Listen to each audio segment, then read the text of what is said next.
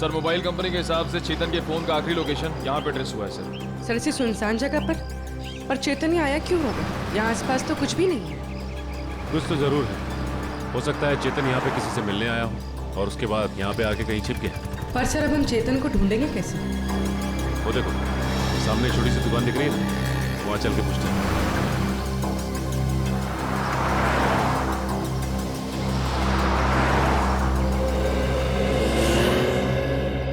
कहिए साहब, क्या लेंगे, चाय कॉफी या फिर गर्मा गर्म समोसे? जी नहीं, बस आप इतना बता दीजिए कि आपने इस आदमी को पहले कभी देखा है? हाँ साहब, देखा है साहब, ये मेरे ढाबे पे आया था। कितनी देर पहले आए थे यार? यही कोई 1.5-2 घंटा हुआ होगा। मैंने उससे पूछा भी कि कुछ खाना पीना है, तो बोला नहीं, खाने पीने का वक्त नहीं है उसके पास। फिर वहाँ कोने में बैठकर किसी का इंतजार करने लगा। फिर कोई मिलने आया इससे? हाँ साहब, एक गाड़ी आई थी और गाड़ी को देखते ही उसकी ओर भागा। अब फिर दोनों, साहब गाड़ी में कोई बैठा हुआ था, दोनों में कुछ खुसुर फुसुर हुई और फिर गाड़ी वाले ने एक अटैची इसको दी और चला गया। गाड़ी वाले को देखा? नहीं मैडम, असल में हुआ क्या कि ये आदमी ठीक गाड़ी वाले के सामने आकर खड़ा हो गया, तो मैं गाड़ी वाले की शक्ल नहीं देख पाया। अच्छा, गाड़ी का नंबर या फिर कौन से रंग की गाड़ी थी, कुछ याद है तुम्हें? नंबर तो नहीं देखा, लेकिन हाँ गाड़ी सफेद रंग की थी। ये दोनों साथ में क्या थे? नहीं साहब, गाड़ी वाला तो अलग निकला था और ये जो लड़का था, ये 5 मिनट बाद एक बस आई, उस पर बैठ के निकला। हरे रंग की एक पैसेंजर मिनी बस थी, ये हेटी ट्रेवल्स की। अच्छा, बता सकते हो कि ये बस कहाँ गई होगी? साहब, हेटी ट्रेवल्स की अधिकतर बसें यहाँ से पूना की ओर जाती हैं। वो बस यहाँ से कितनी देर पहले निकली? करीब आधा घंटा हुआ होगा। ठीक है, थैंक्स। इसका खून किया है। किसने खून किया? कौन है वो? सर वो कौन है ये तो नहीं पता, लेकिन कुछ दिनों से हमारे बहन को धमकी भरे लेटर्स भेज जा रहे थे। धमकी भरे लेटर्स? हाँ, और वो सारे लेटर्स डॉगी के नाम पर भेजे जा रहे थे, वो भी खून से लिखे हुए। क्या आप हमें वो खून से लिखे हुए लेटर्स दिखा सकती हैं? हाँ सर, मैं अभी लेकर आती हूँ। प्लीज। सर अगर लेटर्स भेजने वाले ने आग लगाई है तो इसका मतलब है कि शो के दौरान वो ऑडिटोरियम में मौजूद था। हाँ पूर्वी, लेकिन उसने ये आग लगाई कैसे, ये पता लगाना जरूरी है। मिलन रेडी? तो ये देखिए, नीचे से एक वायर का तार निकला हुआ है। तार निकला हुआ है स्टेज के नीचे से?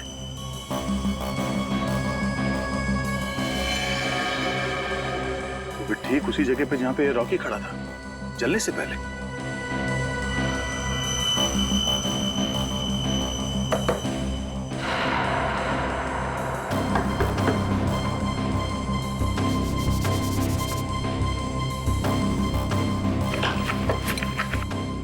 स्क्रू ड्राइवर देना।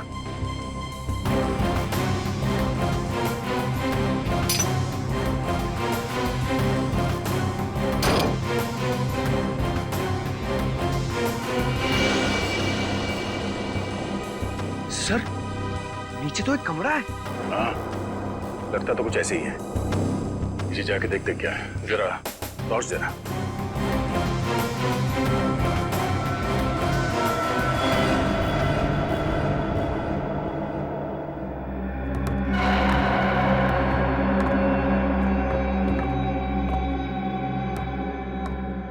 अरे ये कैसा छुपा हुआ कमरा है सर? पूरे कमरे में धूल मिट्टी पड़ी हुई है। ये कलाकारों के लिए अलग से बनाया हुआ कमरा है, यहाँ से स्पेशल एंट्री दिखाते हैं। सर खूनी ने स्पेशल एंट्री के लिए बनाए दरवाजे का बड़ी होशियारी से इस्तेमाल किया है। सर ये देखिए, ये वायर ऊपर से नीचे आ रही है सर। ये वायर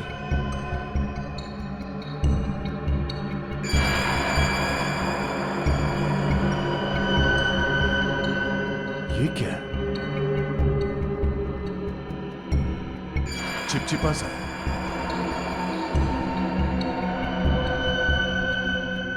ये तो रबर सोल्यूशन है। सर रबर सोल्यूशन यहाँ पर? हाँ, यहाँ पे क्यों? ओह, अब समझ में आया, ये ये सारा मामला है क्या? क्या सर? ये सब रॉकी को मारने का प्लान था। ये इलेक्ट्रिक वायर, ये रबर सॉल्यूशन। रॉकी को मारने का प्लान? वो किसे? बताता हूं फ्रेडी। पहले ये देखते हैं कि ये इलेक्ट्रिक वायर जाता कहां है।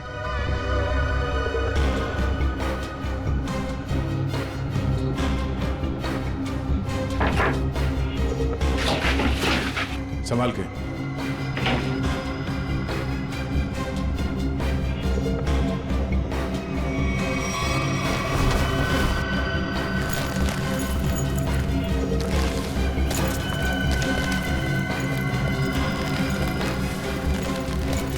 सर ये तो बैक स्टेज एरिया है। वो देखिए एक्स्ट्रा ड्रम्स और गिटार भी दिख रहे हैं।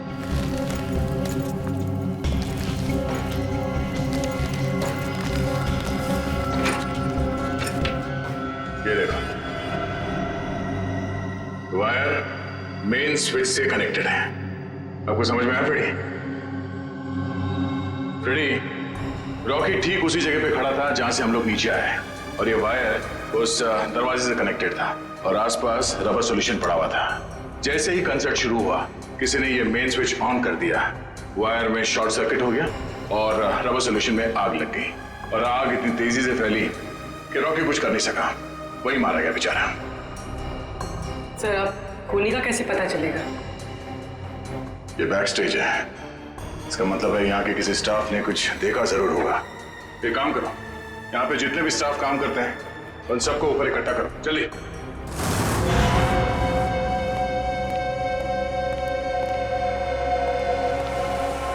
सब लोग आ गए?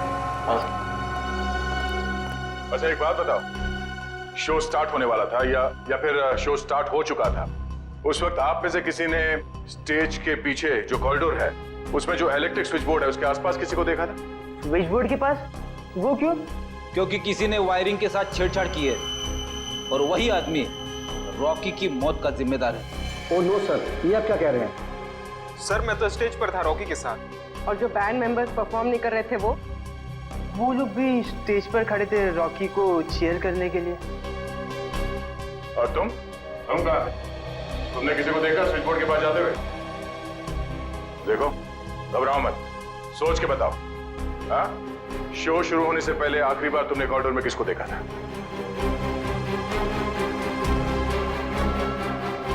सर इसे देखा था मैंने सर। करण, ये तुम क्या बोल रहे हो? सर मैं झूठ नहीं बोल रहा हूँ, इसे ही देखा था मैंने कॉरिडोर में यहाँ। आप बताओ मिस्टर करण, तुम कॉरिडोर में गए थे या नहीं? सर हाँ मैं गया था, लेकिन क्या करने गए थे तुम वहाँ? हाँ? तुम्हें शो में परफॉर्म नहीं करना था? सर मेरा गला खराब था और मुझे पता था कि मैं गा नहीं पाऊंगा, इसलिए मैंने डिसाइड किया था कि मैं रॉकी के साथ परफॉर्म नहीं करूँगा सर। लेकिन मैंने रॉकी को नहीं मारा है सर। अच्छा सर कॉरिडोर में और स्टेज के आसपास सीसीटीवी कैमरे लगे हुए। रेडी, तुम और पंकज सीसीटीवी की रिकॉर्डिंग चेक करो, पता चल जाएगा ये आदमी सच बोल रहा है या झूठ। सर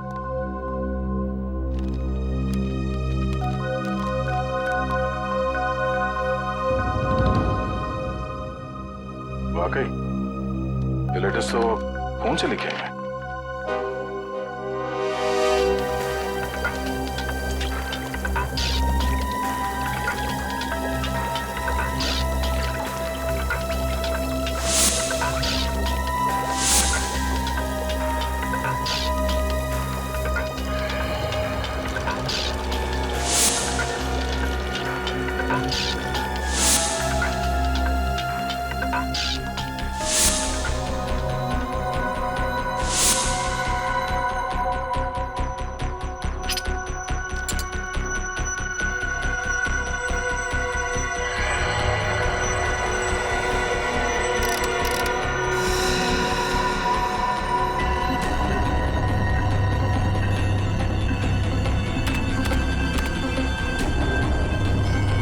माय गॉड, कमाल है यार, लोग धमकी देने का भी क्या क्या तरीका निकालते हैं। किस सोच में पड़ा है तू? बॉस ये जो लेटर्स हैं ये खून से लिखे गए। तो इसमें कौन सी अजीब बात है? अजीब बात यह है बॉस कि ये जो खून है वो इंसान का नहीं है, जानवर का खून है। जानवर के खून से? हाँ, ये लेटर्स भेड़ के खून से लिखे गए हैं बॉस, भेड़ के खून से। भेड़ के खून से? और क्या पता चला? ये लेटर्स मैंने अच्छी तरह से स्टडी किए हैं। जिस किसी ने भी ये लेटर्स लिखे हैं वो बहुत ज्यादा पढ़ा लिखा इंसान है।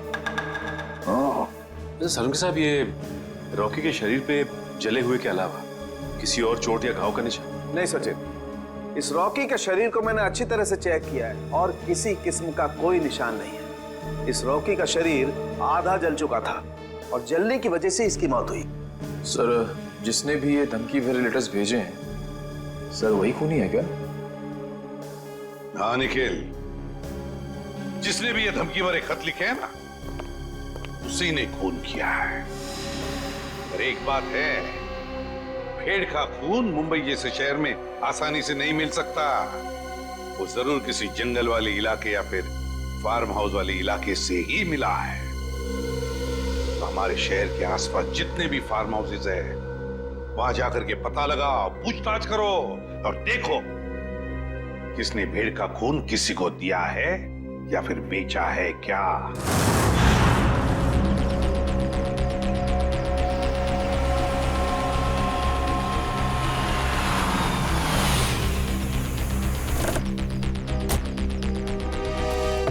सर, शहर के आसपास 2 ही फार्म्स हैं जहाँ पे भेड़ बकरियां पाली जाती हैं। एक पनवेल में है सर, जहाँ में कुछ पता नहीं चला। दूसरा ये है सर। चलो देखते हैं, शायद यहीं से कुछ पता चल जाए। सर, ये आदमी जो भी हो, उसने वो चिट्ठी भेड़ के खून से क्यों लिखी? पूर्वी, आदमी बहुत चालाक है। ये सब उसने हमें गुमराह करने के लिए किया है। वो देखो, उस आदमी से पूछते हैं। भाई साहब, ओ भाई साहब, क्या भेड़ आप ही पालते हैं? हाँ, हम ही लोग पालते हैं। पर आप लोग? हम लोग सीआईडी से। सीआईडी? जी हाँ, सीआईडी। आपसे कुछ पूछताछ करने की। देखिए, घबराइए मत। पूछिए, क्या पूछना चाहते हैं आप लोग? अच्छा, ये बताइए कि आपसे भेड़ खरीदने तो बहुत लोग आते हो, क्या कोई भेड़ का खून खरीदने आया था आपसे? भेड़ का खून? जी हाँ, भेड़ का खून। नहीं साहब, ऐसा तो कोई आदमी नहीं आया। अपने इन आदमियों से पूछिए जो काम कर रहे हैं, शायद इन्हें कुछ पता हो। तुम दोनों आओ। जी साहब। अच्छा, ये बताइए कि आपसे कोई भेड़ का खून खरीदने के लिए आया था क्या? देखो, घबराओ मत, जो कुछ तुमको पता है सब कुछ सच सच बताओ। साहब, वो कुछ दिन पहले एक आदमी भेड़ का खून लेने आया था साहब। क्या? तुमने मुझे क्यों बताया? गलती हो गई, माफ कर साहब। वो उसके लिए उसने मुझे बहुत पैसा दिया था। बोला था कि कुछ दवाइयाँ बनाना, इसके लिए उसे भेड़ का खून चाहिए साहब। क्या तुम उसे पहले से जानते थे? नहीं, मैं पहली बार मिला था। उसके बारे में और कुछ याद है तुम्हें? उसका पहनावा या उसकी कोई आदत? हाँ, उसके पास एक महंगा फ़ोन था। वो बार बार फ़ोन को ही देख रहा था साहब। ऐसा फ़ोन मैंने कभी नहीं देखा। ऐसा क्या था उस फोन में? नीले रंग का फ़ोन था, उस पर स्टार बना हुआ था साहब, और उसके पीछे कुछ एल जैसा लिखा हुआ था साहब। 5-6 दिन पहले लोकम नाम की इंटरनेशनल कंपनी ने एक ऐसा फ़ोन लॉन्च किया है। अखबारों में उसकी काफ़ी चर्चा भी हुई थी। फिलहाल शहर में एक ही आउटलेट है इसका जहाँ ये फ़ोन मिलता है, लोखंडवाला में। रुकना, एक मिनट सर।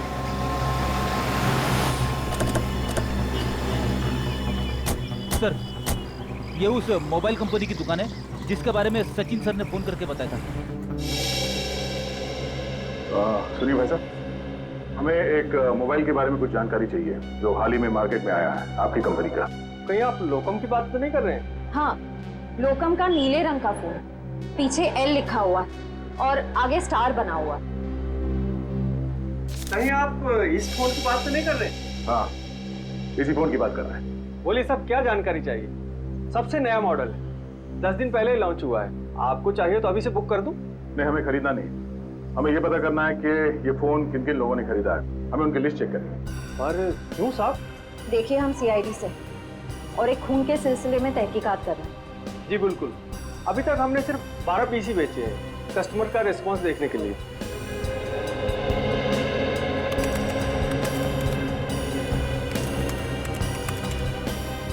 ये देखिए साहब, वो लिस्ट 5 रेड कलर के बिके हैं और बाकी के साथ नीले रंग। नीले रंग के फोन जिन लोगों ने खरीदे हैं उनके लिस्ट चेक करनी है। ये रही साहब लिस्ट। चेतन? लेकिन चेतन तो उस न्यू एज रॉक बैंड का मेंबर है, वो भला अपने ही आदमी का खून क्यों करेगा?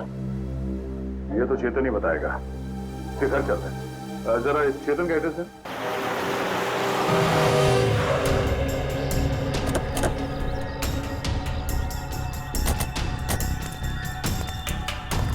सर घर तो बंद है। अब कहाँ ढूंढेंगे चेतन को? घर के अंदर।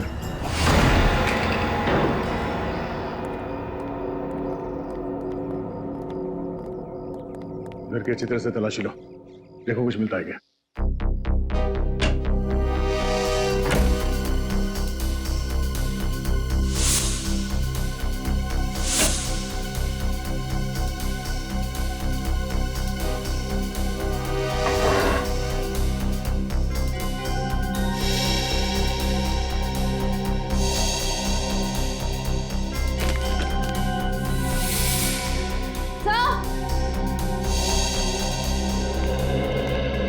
डस्टबिन में फटे हुए कागज है।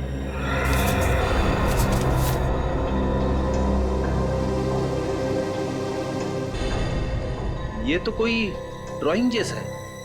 लगता है चेतन ने कोई ड्राइंग बनाई होगी और घर से निकलने से पहले इस कागज को फाड़ के चला गया होगा। टुकड़ों को जोड़ के देखते हैं, पता चल जाएगा इस चेतन ने क्या ड्राइंग बनाई थी।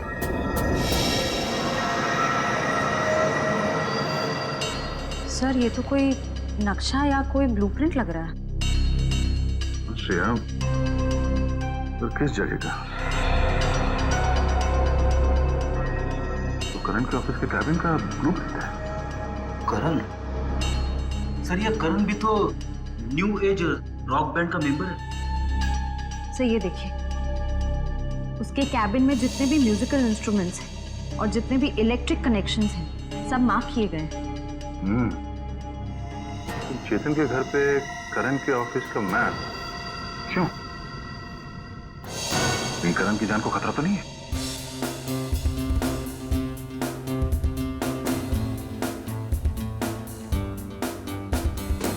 रॉकी सर की बहुत याद आती है। उनकी आवाज में एक अलग ही जादू था। हाँ यार, वो एक अच्छे कलाकार ही नहीं बल्कि एक अच्छे इंसान भी थे। सीआईडी यहाँ हमारे ऑफिस। करण का बात क्या है सर? हमें कुछ जरूरी बात करनी है उससे। सर वो तो बाहर गए हुए। कहाँ गए? सर पता नहीं सर। अजीब बात है सर, स्टाफ को बिना बताए करण कहीं चला गया। करण का कैबिन कहाँ है? वो रहा सर। ठीक है चलो। सर रुक जाइए सर। सर करण सर के कैबिन में जाना मना है सर। चुपचाप मुंह बंद करके यहाँ पे खड़ा रहे। सीआईडी के काम में दखल देने का अंजाम जानते हो तुम? मगर सर करण सर ने कहा अंदर केबिन में खतरा है, इसलिए सर किसी को वहां मत जाने देना। खतरा है? हाँ सर। फिर तो जरूर जाना पड़ेगा।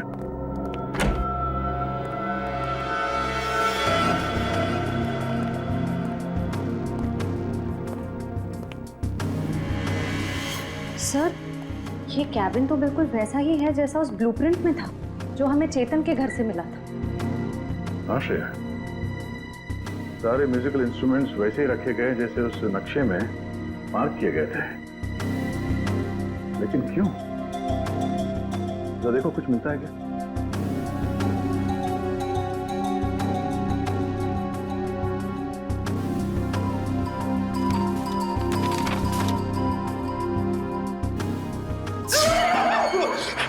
जाओ खड़ी। सर गिटार में करंट है।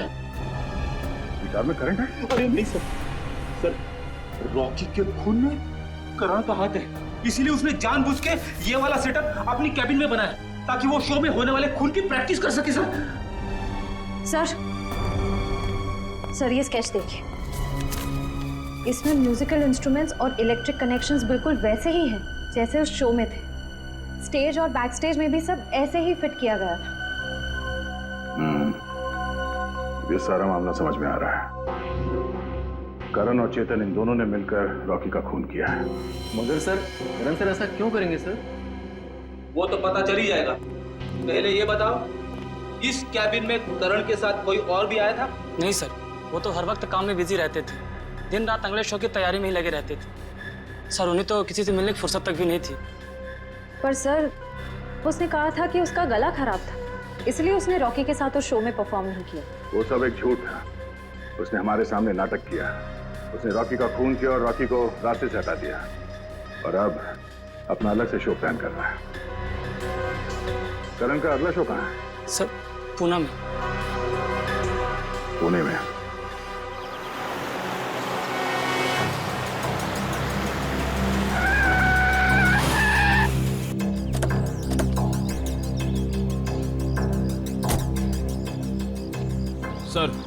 सर मोबाइल कंपनी के हिसाब से चेतन के फोन का आखिरी लोकेशन यहाँ पे ट्रेस हुआ है सर। सर इसी सुनसान जगह पर चेतन ही आया क्यों होगा? यहाँ आसपास तो कुछ भी नहीं है। कुछ तो जरूर है। हो सकता है चेतन यहाँ पे किसी से मिलने आया हो और उसके बाद यहाँ पे आके कहीं छिप गया। पर सर अब हम चेतन को ढूंढेंगे कैसे? वो देखो सामने छोटी सी दुकान दिख रही है ना, वहाँ चल के पूछते हैं।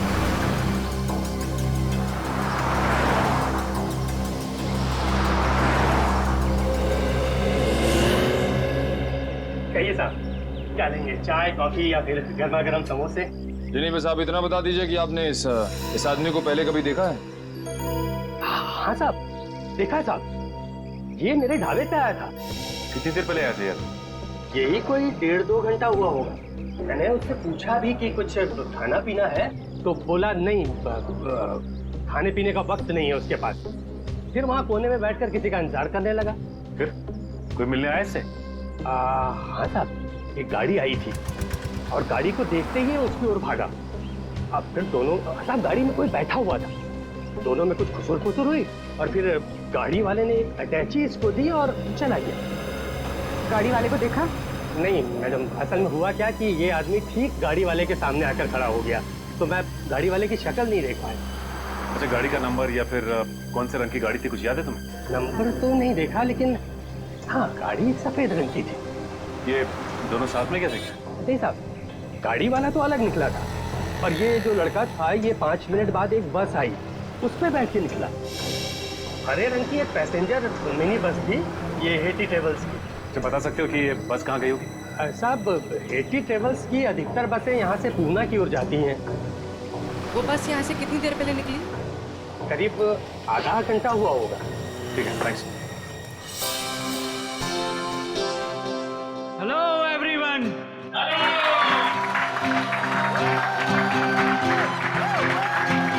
तो आखिरकार वो दिन आ ही गया जिस दिन का आप सबको बेसब्री से इंतजार था। तो अपने दिलों को थाम के बैठिए, क्योंकि अब आपके सामने आ रहे हैं आपके दिलों की धड़कनों को तेज करने the one and only mister Karan.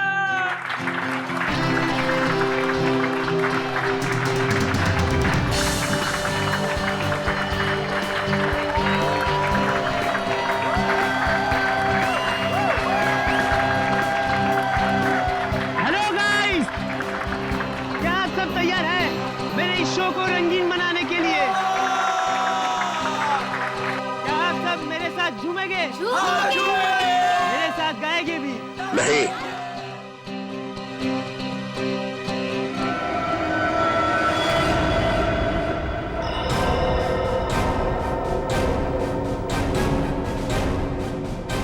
CID यहाँ? हाँ, आप लोग सब प्लीज बाहर जाइए। हम करण जी का शो अकेले में देखना चाहते हैं। टेंशन लेने की जरूरत नहीं है, तुम्हारे पैसे तुम्हें मिल जाएंगे। चलो चलिए। नहीं, ये नहीं हो सकता। रुक जाइए आप सब लोग, ये मेरे जिंदगी का पहला शो है। मैं लोगों को बता देना चाहता हूँ, मैं ही नंबर 1 रॉकस्टार हूँ। तुमने तो कहा था कि तुम्हारा गला खराब है, अब तुम गाओगे कैसे? वही तो, बेसुरा गाने से तुम्हारा नाम खराब हो जाएगा। देखिए, वो तो मैंने कुछ नहीं किया। तुमने हमसे झूठ बोला कि तुम्हारी तबीयत ठीक नहीं है, इसीलिए तुम रॉकी के साथ स्टेज पर नहीं थे। पर सच तो ये है कि रॉकी को तुमने मार डाला और अब खुद रॉकस्टार बनने चले हो।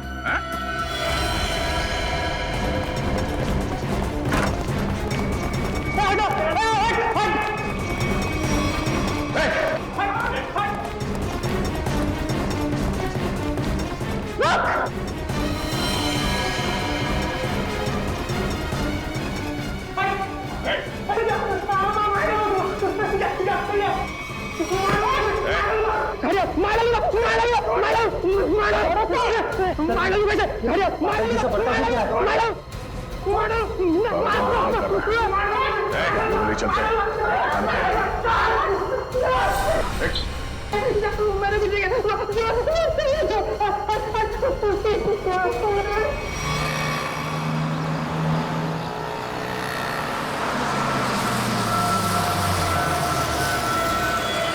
चलो चलो सब लोग उतरो, लाद स्टॉप आ गया, चलो चलो सब लोग उतरो, लाद स्टॉप आ गया, चलो।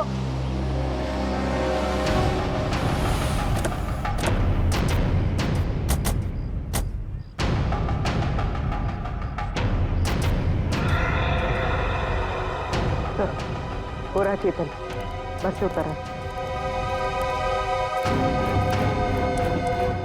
सर बार बार पीछे मुड़ के देख रहा था, ऐसा लग रहा है काफी डरा हुआ है। गलत काम करेगा तो डरेगा ही।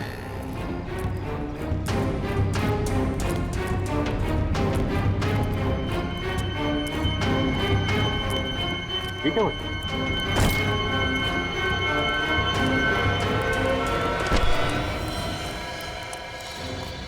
प्लीज प्लीज प्लीज हटिए हटिए प्लीज। माय गॉड, ये तो मर गया। मर गया? अचानक क्या हो गया इसे?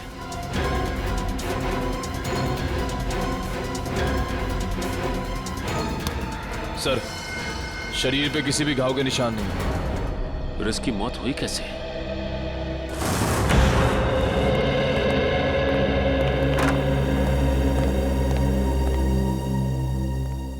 बताओ करण, एक कलाकार होने के बावजूद भी क्यों किया तुमने ये? है? क्यों किया? बताओ। मेरा बेटा कहाँ है? करण, करण, मेरा बच्चा, तू ठीक है ना? आप क्यों मेरे बेटे के पीछे पड़े? मेरे बेटे ने कोई गुनाह नहीं किया है। गुनाह किया है, किया है गुनाह। करण ने रॉकी का खून किया है। खून?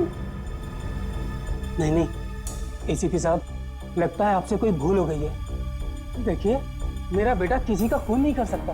अच्छा, करण के ऑफिस में वो म्यूजिकल इंस्ट्रूमेंट के साथ बिजली के तार क्यों जोड़े गए? और वो स्टेज का स्केच, वो कहां से आया जहां पे रॉकी की मौत हुई थी? सर मैं मानता हूं मैं रॉकी को मारना चाहता था। मैंने वो इलेक्ट्रिक वायरिंग भी की, स्टेज पर रबर सॉल्यूशन भी लगाया और रॉकी को जलाकर मार देने का प्लान भी बनाया। पर यकीन कीजिए सर, मैंने रॉकी को नहीं मारा है। मैंने तो लास्ट समय अपना प्लान बदल दिया था सर। झूठ, झूठ बोल रहे हो तुम नहीं मारा है रॉकी को, और तुमने चेतन को अपने प्लान में शामिल कर लिया ताकि सारा इल्जाम उस पर जाए। कौन चेतन? वही चेतन जो तुम्हारे रॉक बैंड का मेंबर था, समझा? सर चेतन से मेरा कुछ लेना देना नहीं है सर। अच्छा, रॉकी का खून तुमने नहीं किया है, चेतन के साथ तुम्हारा कोई संबंध नहीं है। सब पता लगा लेंगे करण, सब पता लगा लेंगे। सचिन, पता नहीं क्यों लेकिन ऐसे लगता है कि इस करण की बातों में कोई सच्चाई है। सर अगर ये चेतन करण से मिला हुआ नहीं है तो चेतन के घर में करण के ऑफिस का ब्लूप्रिंट कैसे आया? और फिर इलेक्ट्रिक वायरिंग पे जगह जगह मार्किंग की गई थी। लगता है ये चेतन करण की कॉपी कर रहा था ताकि रॉकी के खून का इल्जाम इस करण पर आ जाए। पर सर चेतन को किसने मारा होगा? कोई और है सचिन, कोई तीसरा, जिसने चेतन के हाथों रॉकी को मरवा दिया और फिर अपना काम होते ही चेतन को भी ऊपर भेज दिया। पर है कौन ये तीसरा?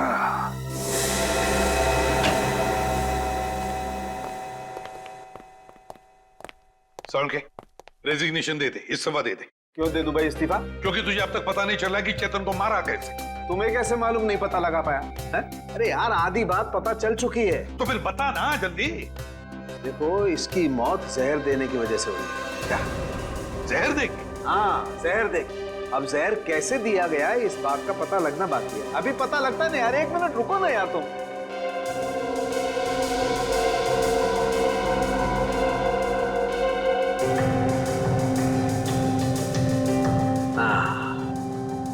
ये इसी बात का शक था मुझे। ये देखो ये निशान बॉस, ये सुई का निशान किसी ने यहीं से इंजेक्ट करके इसकी बॉडी में जहर पहुंचाया है। लेकिन सर चेतन तो हमारे सामने बस से उतरा, बिल्कुल ठीक ठाक था। और जब हमने इसका पीछा किया तब भी बिल्कुल ठीक ठाक था। और सर वो मरा भी हमारे सामने, हमने तो नहीं देखा किसी को उसे इंजेक्ट करते हुए। सचिन इसे 15-20 मिनट पहले ही जहर दिया गया। बॉस ये स्लो पॉइजन है, 15-20 मिनट के बाद असर करता है। तो इसका मतलब है चेतन को पॉइजन दिया गया बस में। मतलब खूनी बस में ही था जब चेतन बस में था। मगर सर चेतन को अगर बस में इंजेक्शन दिया गया तो उसे पता कैसे नहीं चला? भीड़ थी निखिल, बस में भीड़ थी। भीड़ का फायदा उठाया होगा खूनी ने। लेकिन सर अब खूनी तक पहुंचेंगे कैसे? मैं आप लोगों की मदद कर सकता हूँ। तो फिर टाइम पास क्यों कर रहा है? अबे बता ना जल्दी। बॉस इसकी कलाई पर एक चमड़े का बेल्ट था, उस पर और इसकी कलाई पर मुझे उंगलियों के निशान मिले। किसके निशान मिले सर उनके? अब इसकी उंगलियों के तो है नहीं, तो शायद वो निशान खूनी के होंगे। अगर ये उंगलियों के निशान खूनी के हैं तो फिर हुआ ये होगा कि जब खूनी चेतन को इंजेक्शन देना चाहता था तो किसी वजह से उसने चेतन की कलाई पकड़ ली, मगर कलाई पर था लेदर बैंड, तो बस आ गए उसकी उंगलियों के निशान उस लेदर बैंड पर। लेकिन सर बस में तो बहुत सारे लोग थे, ये पता कैसे चलेगा कि वो उंगलियों के निशान हैं किसके? पता तो लगाना पड़ेगा सचिन कि वो उंगलियों के निशान हैं किसके। पता तो लगाना पड़ेगा। है एक तरीका है। दोस्तों आप सबका बहुत बहुत स्वागत है हैट्टी ट्रेवल्स के एनुअल लकी ड्रॉ में। 12 दिसंबर को हमारी कंपनी की सालगिरह थी और 12 दिसंबर को जो लोग हमारी कंपनी की बस में ट्रैवल कर रहे हैं उन सबको मिलेगा एक तोहफा। मुझे तो इस कॉन्टेस्ट के बारे में पहले मालूम ही नहीं था। मुझे भी नहीं पता था, मैंने भी ये खबर अखबार में पढ़ी। देखते हैं आज सरप्राइज गिफ्ट क्या मिलता है। और उनमें से किसी एक लकी आदमी को मिलेगा जैकपॉट, जो कि है 2 लाख रुपए का। बस। लेकिन उससे पहले आपको एक छोटा सा काम करना होगा और वो है ये फॉर्म, साधारण सा फॉर्म, वो आपको भरना होगा। तो फिर देर किस बात की है? आइए एक एक करके फॉर्म भरिए और अपने अंगूठे का निशान छोड़कर जाइए इसमें। ये लीजिए।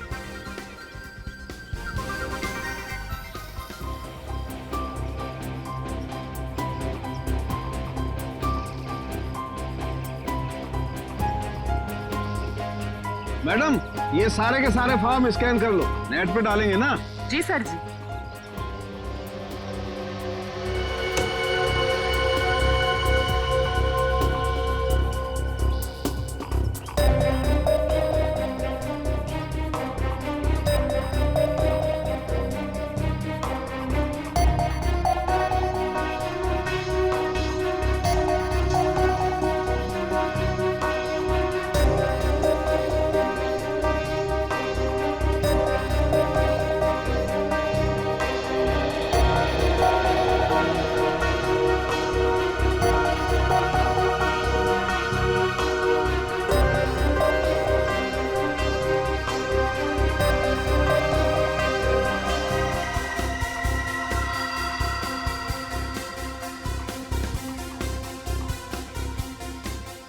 सर जी ये लीजिए, ये मिल गया आपका लकी विनर का नाम। आइए ये देखिए।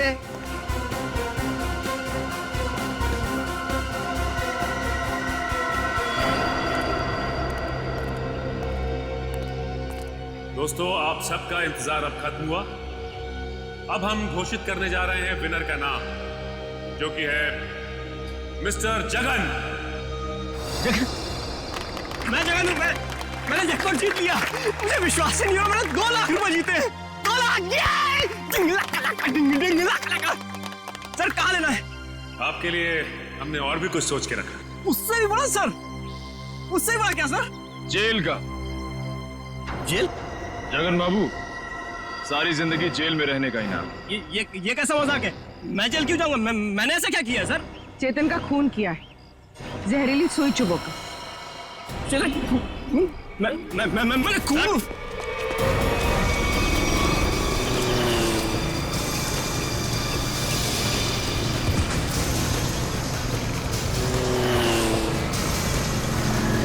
तुम्हें पकड़ने के लिए इतनी बड़ी प्रतियोगिता रखी है, इनाम क्या तेरा बाप लेगा? सर मैंने कुछ नहीं किया सर मैंने कुछ नहीं किया। मैं छोड़ दो सर छोड़ दो मुझे सर। अब बोल, चेतन का खून क्यों किया तूने? सर मुझे पैसे मिलने थे उसके सर। कौन देने वाला था पैसे तुझे? आज रात को मिलेगा वो आदमी मुझसे सर। तो आज रात को हम भी मिलते हैं उससे।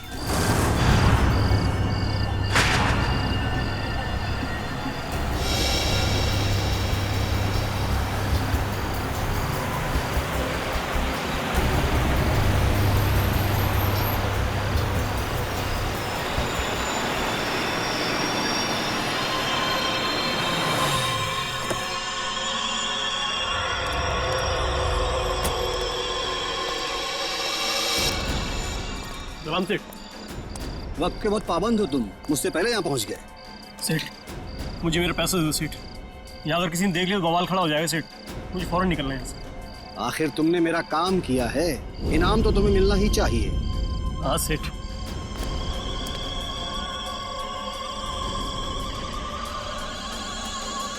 ये रहा तुम्हारा इनाम, देखना चाहोगे?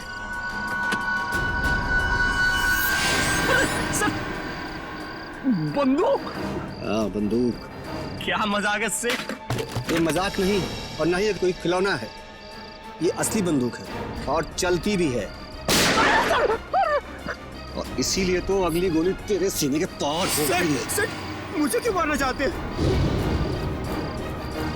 मैंने तो हेल्प किया आपकी। इसीलिए तो अब तुम मेरे लिए एक खतरा बन चुके हो और मैं खतरों को पालता नहीं हूँ, उन्हें खत्म कर देता हूँ।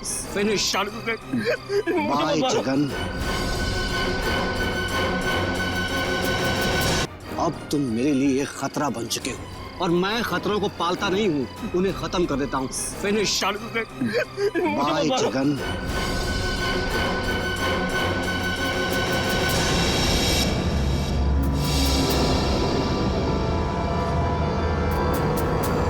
परिमल जी,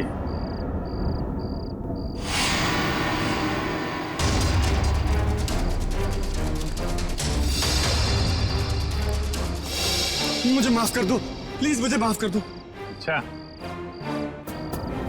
कभी कभी आदमी को ज्यादा चालाकी भारी पड़ जाती है परिमल जी।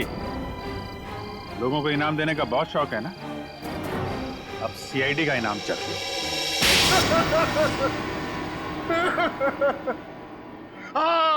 हाँ मैंने ही मारा रॉकी और चेतन को। क्यों? हाँ? क्यों मारा तुमने रॉकी और चेतन? तुम तो रॉक बैंड के गुरु थे ना? गुरु? क्यों? क्योंकि उनकी वजह से मैंने अपना बेटा खोया था। उसकी मौत का बदला लिया है मैंने। मौत का बदला? मतलब? क्योंकि उनकी वजह से मेरे बेटे ने आत्महत्या की थी। वो कैसे? मेरा बेटा बहुत अच्छा गाता था, उसकी आवाज में जादू था। बहुत जल्दी वो बहुत पॉपुलर होने वाला था। बस ये रॉकी और करण जलते थे उससे। इन दोनों ने मिलकर मेरे बेटे का कैरियर बर्बाद करने का प्लान बनाया। इन्होंने उसे कोई ऐसी ड्रग्स खिला दी जिससे वो बीमार पड़ गया। उसका गला खराब हो गया। धीरे धीरे करके उसने गाना ही छोड़ दिया और डिप्रेशन में चला गया। फिर एक दिन इन सब हालात से तंग आकर उसने आत्महत्या कर ली। आप इतने यकीन के साथ कैसे कह सकते हैं कि ये सब कुछ रॉकी और करण ने किया? क्योंकि मेरे बेटे के मरने के बाद एक दिन मैंने रॉकी और करण की बातें सुन ली थी, मगर उन्हें नहीं पता था कि मुझे उनकी असलियत पता चल चुकी है। और इसलिए तुमने रॉकी को मार डाला? हाँ, मगर रॉकी को मारने का प्लान करण का था और ये बात मुझे पता चल गई थी। मैं हमेशा करण पर नजर रखे हुए था। और चेतन को क्यों मार डाला? है? क्योंकि रॉकी को मारने का सारा काम मैंने चेतन से ही करवाया था। वो इलेक्ट्रिक करंट का तार भी उसी ने लगाया था। चेतन मेरे बारे में सब कुछ जानता था। मुझे डर था कि कहीं वो मेरे बारे में आप लोगों के सामने मुंह न खोल बैठे, इसलिए मैंने उसे भी मार डाला। तुम्हारे बेटे के साथ जो कुछ भी हुआ बहुत गलत हुआ, लेकिन इसका मतलब ये नहीं कि बदले की आग में तुम दो लोगों की जानें लो। तुमने बहुत बड़ा जुर्म किया है और इस जुर्म की सजा तो सिर्फ फांसी ही है, फांसी।